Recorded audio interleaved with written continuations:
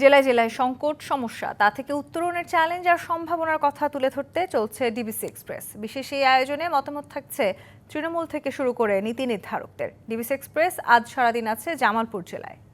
CSRM DBC express আজ সারাদিন তুলে ধরেছে জামালপুরের বিভিন্ন সংকট সমস্যা এবং সম্ভাবনার কথা।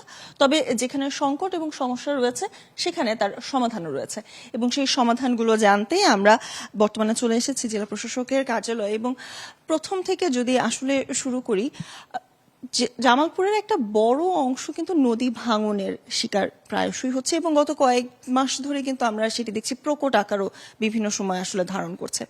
সেক্ষেত্রে আসলে তাদের পরিত্রাণের জন্য কি ব্যবস্থা নেওয়া হচ্ছে? ধন্যবাদ আপনাকে, খুব গুরুত্বপূর্ণ একটা প্রশ্ন তুলেছেন। আসলে আপনি জানেন যে আমাদের গুরুত্বপূর্ণ দুইটি বড় নদী ব্রহ্মপুত্র এবং যমুনা, তার অবস্থান হচ্ছে আমার জামালপুরে। তো প্রতি বছরই এখানে কিছু না কিছু জায়গায় নদী ভাঙন হয় এবং বন্যার মতো এবং জলাবদ্ধতার মতো পরিবেশ এখানে তৈরি হয়ে থাকে। তো আমরা সরকারের পক্ষ থেকে সর্বদাই অনেক আন্তরিক এই সমস্যা সমাধানের জন্য। আমরা এখানে একটা নদী ড্রেজিং প্রকল্প, বড় আকারে একটা প্রকল্প গ্রহণ করা হয়েছে। আমরা নদীতে বিভিন্ন প্রকার বাঁধ নির্মাণের প্রকল্প চলমান আছে। তাছাড়া নদীতে যারা ক্ষতিগ্রস্ত হয় তাদের পুনর্বাসনের জন্য সরকারের পক্ষ থেকে অনেক উদ্যোগ নেওয়া হয়েছে। নদ নদীগুলো আমরা সাম্প্রতিক সময়ে নদীর অবৈধ দখলকারীদের তালিকা তৈরি করেছে এবং ওদের উচ্ছেদ কার্যক্রম চলমান আছে। আশা করি কিছুদিনের মধ্যেই আমরা উচ্ছেদ কার্যক্রম সম্পন্ন করতে পারবো। তাছাড়াও বর্তমানে আরো আমাদের কিছু নদী ভরাট হয়ে গেছে বিভিন্ন জায়গায়।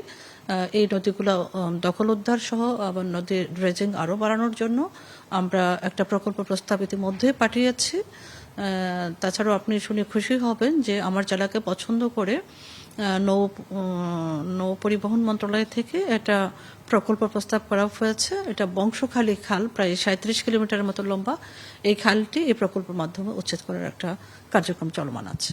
নদী নিয়ে ব্যাপক আসলে কাজ চলছে। তবে সেক্ষেত্রে যদি আমরা পৌর শহরের দিকে আসি বা জামালপুর শহরের দিকে তাকাই, সেক্ষেত্রে জল জোটের একটা কথা বারংবারই চলে আসে। বৃষ্টি হলে জল জমছে, কিংবা আমাদের সড়কগুলোতে বিভিন্ন জায়গায় হয়তোবা বর্জ্যর যে ব্যবস্থাপনাগুলো রয়েছে সেগুলো তেমন কার্যকর না।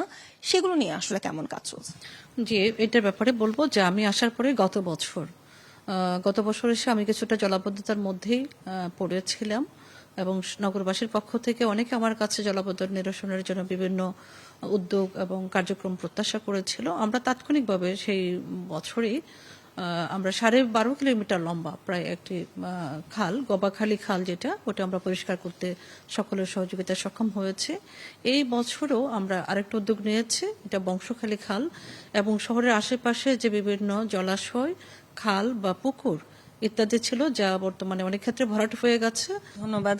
আমরা শুনছিলাম সিএসআরএম ডিবিসি এক্সপ্রেসে আজ জামালপুরের বিভিন্ন সংকট সমস্যা এবং তার সমাধানের কথা।